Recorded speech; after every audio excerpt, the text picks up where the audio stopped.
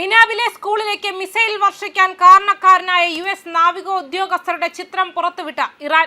ഫെബ്രുവരി 28-ാം തീയതി നടന്ന ആക്രമണത്തിൽ കുട്ടികൾ 175 പേർ കൊല്ലപ്പെട്ടിരുന്നു. ഇന്ത്യയും സൗത്ത് ആഫ്രിക്കയിലെയും നൈജീരിയയിലെയും ഇറാൻ എംബസികൾ US ഉദ്യോഗസ്ഥരുടെ ചിത്രം സാമൂഹിക മാധ്യമമായ എക്സിൽ പങ്കുവച്ചിട്ടുണ്ട്. എല്ല ടേറ്റ്, ജെഫ്രി ഐ യോർക്ക് എന്നിങ്ങനെയാണ് ഇവരുടെ പേരെന്ന് കുറിപ്പിൽ പറയുന്നു.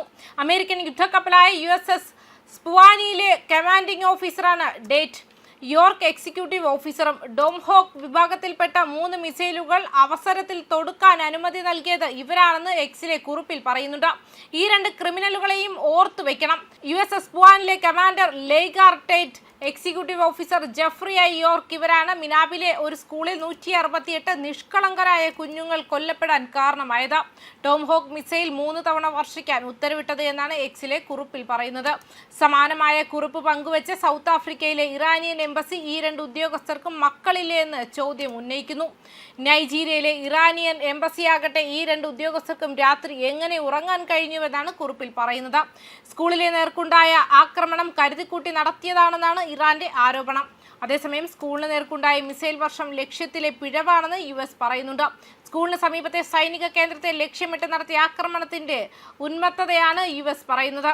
അതേസമയം ഓപ്പറേഷൻ എപ്പിക് ഫ്യൂറിയുടെ ആദ്യ ദിവസം തന്നെ US-ഇസ്രായേൽ സൈന്യങ്ങൾ സ്കൂൾ ലക്ഷ്യമിട്ട് ആക്രമണം നടത്തി. ഇസ്ലാമിക് റവല്യൂഷണറി ഗാർഡ് കോർപ്സ് നടത്തുന്ന സമീപത്തുള്ള ഒരു നാവികത്താവളത്തിന് നേരെയും ആക്രമണം നടത്തിയിരുന്നു.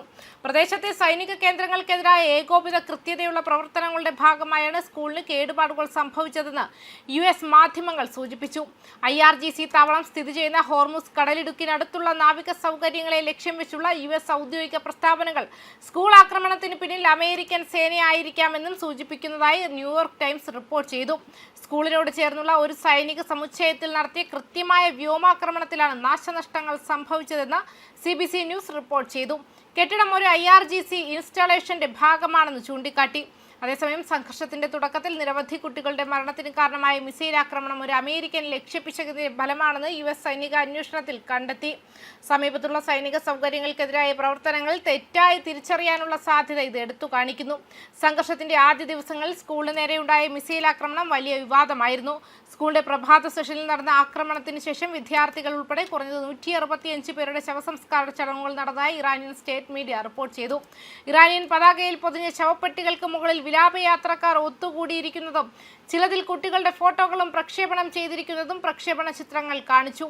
ആക്രമണത്തിന് അമേരിക്കയെയും ഇസ്രായേലിനെയും പ്രസിഡന്റ് മസൂദ് പെസഷ്കിയാൻ കുറ്റപ്പെടുത്തി. എന്നാൽ ഇസ്രായേൽ പങ്കാളിത്തം നിഷേധിച്ചു. സൈനിക വക്താവ് ലഫ്റ്റനന്റ് കേണൽ നദവ് ഷോഷാനി IDF-ഉം ആ സ്കൂൾ സംഭവിച്ചതും തമ്മിൽ യാതൊരു ബന്ധവുമില്ല എന്ന് പറഞ്ഞു. വാഷിംഗ്ടണിൽ സംഭവം കൂടുതൽ ശ്രദ്ധ പിടിച്ചുപറ്റി.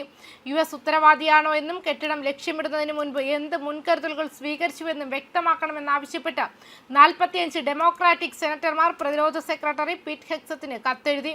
സൈനിക നടപടികളിൽ സാധാരണക്കാർക്ക് ദോഷം സംഭവിക്കുന്നത് തടയുന്നതിനായി 2022-ൽ സ്ഥാപിതമായ US സെൻട്രൽ കമാൻഡിലെയും സിവിലിയൻ പ്രൊട്ടക്ഷൻ സെന്റർ ഓഫ് എക്സലൻസിലെയും സംരംഭങ്ങൾ ഉൾപ്പെടെ സിവിലിയൻ മരണങ്ങൾ കുറയ്ക്കുന്നതിനായി രൂപകൽപ്പന ചെയ്ത പെന്റഗൺ പ്രോഗ്രാമുകളിൽ അടുത്തിടെയുണ്ടായ വെട്ടിക്കുറവുകളെയും നിയമനിർമ്മാതാക്കൾ ചോദ്യം ചെയ്യുകയും ചെയ്തു.